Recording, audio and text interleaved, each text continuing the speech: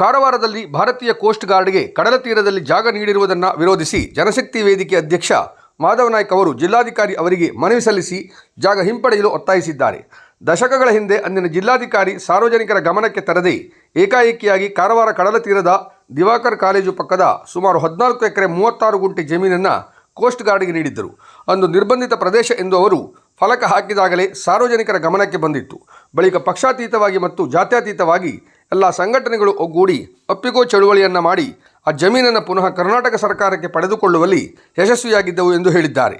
ಈಗ ಮತ್ತೆ ಸಾರ್ವಜನಿಕರ ಗಮನಕ್ಕೆ ತರದೆ ಕೋಡಿಬಾಗ್ ಗ್ರಾಮ ಸರ್ವೆ ನಂಬರ್ 294 ಅ ನೇದರಲ್ಲಿ 3 ಎಕರೆ ಮತ್ತು 294 ಬ ನೇದರಲ್ಲಿ 20 ಗುಂಟೆ ಜಮೀನನ್ನು ಕಮಾಂಡರ್ ಕೋಸ್ಟ್ ಗಾರ್ಡ್ ಇಲಾಖೆ ಮಂಗಳೂರು ಹೆಸರಿಗೆ ಪಹಣಿ ಪತ್ರಿಕೆಯಲ್ಲಿ ದಾಖಲಾಗಿದೆ.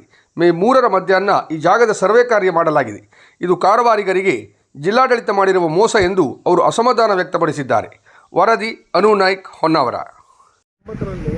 ಗೋವಿಂದರಾಜು ಎಂಬ ಡಿ ಸಿ ಅವರು ಇಲ್ಲಿದ್ದಾಗ ಅವ್ರೇನು ಮಾಡಿದರು, ಏಕಾಏಕಿಯಾಗಿ ನಮ್ಮ ಈ ಕಾರವಾರ ಕೋಡಿಬಾಗ ಸರ್ವೆ ನಂಬರು 294 ಹೀಗೆ ಸುಮಾರು ಒಂದು 14 ಎಕರೆ 36 ಗುಂಟೆ ಜಮೀನನ್ನು ಕೋಸ್ಟ್ ಗಾರ್ಡ್ಗೆ ಏಕಾಏಕಿಯಾಗಿ ಕೊಟ್ಟುಬಿಟ್ಟಿದ್ವಿ. ಯಾರ್ದು ಗಮನದಲ್ಲಿ ಇಲ್ಲದೆ ಅದು ಪಹಣಿ ಅಲ್ಲಿ ಬಂದ ಮೇಲೆ ಆಮೇಲೆ ಅವರು ಪ್ರೊಹಿಬಿಟೆಡ್ ಏರಿಯಾ ಅಂತೇಳಿ, ನಿರ್ಬಂಧಿತ ಪ್ರದೇಶ ಅಂತೇಳಿ ಬೋರ್ಡ್ ಹಾಕಿದ್ರು. ಸಾರ್ವಜನಿಕರಿಗೆ ಇಲ್ಲಿ ಅವಕಾಶ ಇಲ್ಲ ಅಂತೇಳಿ ಬೋರ್ಡ್ ಹಾಕಿದ ಮೇಲೆ ನಾವೆಲ್ಲ ಎಚ್ಚೆತ್ತುಕೊಂಡು ಆಮೇಲೆ ಪ್ರತಿಭಟನೆಗಳನ್ನು ಮಾಡಿ ಜಾತ್ಯತೀತವಾಗಿ ಪಕ್ಷಾತೀತವಾಗಿ ಎಲ್ಲ ಕಾರವಾರಿಗರು ಸೇರಿ ನಾವು ಬೀಚ್ ಉಳಿಸ್ಕೊಳ್ಬೇಕು ಉದ್ದೇಶದಿಂದ ಒಪ್ಪಿಕೋ ಚಳುವಳಿಯನ್ನು ಮಾಡಿ ನಾವೆಲ್ಲರೂ ಸೇರಿ ಈ ಕಾರವಾರ ಬೀಚನ್ನು ಉಳಿಸ್ಕೊಳ್ಳುವ ಒಂದು ಹಂತದಲ್ಲಿ ಯಶಸ್ವಿಯಾಗಿದ್ವಿ.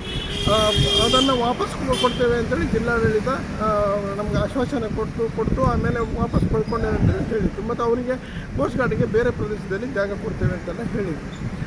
ಕೆಲವೊಬ್ರು ಹೇಳಿದ್ರು ಮುದ್ಗಾದಲ್ಲಿ ಕೊಡ್ತೇವೆ, ಕೆಲವೊಬ್ರು ಹೊನ್ನಾವರದಲ್ಲಿ ಅಂತ ಹೇಳಿದರು, ಅಂಕೋಲಾದಲ್ಲಿ ಅಂತ ಹೇಳಿದ್ರು. ಈ ರೀತಿ ಬೇರೆ ಬೇರೆ ಸ್ಥಳಗಳಲ್ಲಿ 7 ಸ್ಥಳ ಇದರಲ್ಲಿ ಕೊಡ್ತೇನೆ ಅಂತ ಹೇಳ್ಕೊಂಡು ಹೇಳಿದರು. ಆದರೆ ನಾವು ಕಾರವಾರ ತಾಲೂಕಿನಲ್ಲಿ ಎಲ್ಲ ಬೀಚನ್ನು ಕಳ್ಕೊಂಡಿದ್ದೇವೆ. ಈಗ ಸಿಬ್ಬಡಿಗೆ ತಾರೆ ಕೊಟ್ಟು ಎಲ್ಲ ಬೀಚನ್ನು ಕಳ್ಕೊಂಡಿದ್ದೇವೆ. 16 ಬೀಚ್ಗಳು ಹೋಗಿದ್ದಾವೆ. ಈಗ ಇರೋದು ಒಂದೇ ಬೀಚ್ ಇದೆ, ಇದು ಕಾರವಾರದ ಕಡಲ ತೀರ. ಒಂದು ನಮಗೆ ಕರ್ನಾಟಕದ ಕಾಶ್ಮೀರ ಅಂತೇಳಿ ಹೇಳ್ತಾರೆ.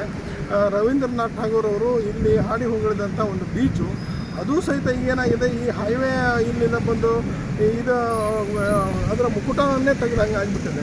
ಅದರಲ್ಲೂ ಸಹಿತ ಇದ್ದಂಥ ಜಾಗದಲ್ಲೂ ಸಹಿತ ಮತ್ತೆ ನೀವು ಕೋಸ್ಟ್ ಗಾರ್ಡ್ಗೆ ಕೇಳ್ತಾ ಇದ್ದೀರಿ, ಕೋಸ್ಟ್ ಗಾರ್ಡ್ನವರಿಗೆ ಕೊಡ್ತಾ ಇದ್ದೀರಿ ಅಂತಂದರೆ ನಾವು ಕಾರವಾರಿಗರು ಸುಮ್ಮನೆ ಕೊಡಲಿಕ್ಕೆ, ಕೈ ಕಟ್ಕೊಳ್ಳಿಕ್ಕೆ ಸಾಧ್ಯ ಇಲ್ಲ. ಇಲ್ಲಿ ಮೀನುಗಾರರ ಬದುಕಿದೆ. ಅದಕ್ಕಿಂತ ಹೆಚ್ಚಾಗಿ ಸಾರ್ವಜನಿಕರು ಈ ಬೀಚನ್ನು ಆನಂದಿಸ್ತಾರೆ. ಎಲ್ಲರೂ ನಾವು ಓಪನ್ ಆಗಿ ನಮ್ಮ ಬತ್ತಲೆ ಕಣ್ಣಿಂದ ನಾವು ಎಲ್ಲೂ ಬೀಚ್ ನೋಡಲಿಕ್ಕೆ ಸಹಿತ ಸಾಧ್ಯ ಇಲ್ಲ. ಆ ಪರಿಸ್ಥಿತಿ ನಿರ್ಮಾಣ ಆಗಿದೆ. ಈಗ ಕಾರವಾರ ಬಿಟ್ಟು ಹೋಗ್ಬಿಟ್ರೆ ಅಂಕೋಲಾವರೆಗೆ ನೀವು ದೊಡ್ಡ ಗೋಡೆಗಳೇ ಕಾಣ್ತೇವೆ, ಬಿಟ್ಟು ನಿಮಗೆ ಬೀಚ್ಗಳು ಕಾಣ್ತಾ ಇಲ್ಲ. ನಮಗೆ ಗಾಳಿ ಬರ್ತಾ ಇಲ್ಲ, ಎಲ್ಲ ಅಡ್ಡ ಕಟ್ಟಿಬಿಟ್ಟಿದ್ದಾರೆ. ಹಾಗಾಗಿ ಇರುವಂಥ ಬೀಚನ್ನು ಉಳಿಸಿಕೊಳ್ಬೇಕಾದದ್ದು ನಮ್ಮ ಕಾರವಾರಿಗರ ಎಲ್ಲ ಸಮಸ್ತ ನಾಗರಿಕರ ಒಂದು ಕರ್ತವ್ಯ ಸಹಿತ ಆಗಿದೆ. ಆದ್ದರಿಂದ ನಾವು ಇವತ್ತು ಜಿಲ್ಲಾಧಿಕಾರಿಗಳಿಗೆ ಈ ಮನವಿಯನ್ನು ಕೊಟ್ಟಿದ್ದೇವೆ. ಇವತ್ತು ಸರ್ವೆ ಕಾರ್ಯ ಎಲ್ಲ ಪ್ರಾರಂಭ ಮಾಡಿದರು. ಆದ್ದರಿಂದ ಈ ಒಂದು ಬೀಚಿನ ಕಾರವಾರ ಕಡಲ ತೀರ ಏನಿದೆ, ಇವತ್ತು 3 ಎಕರೆ 20 ಗುಂಟೆಯನ್ನು ಜಮೀನು ಅವರ ಪಹಣಿ ಪತ್ರಿಕೆಯಲ್ಲಿ ಬಂದಿದೆ. ಅದು ರದ್ದುಪಡಿಸಬೇಕು.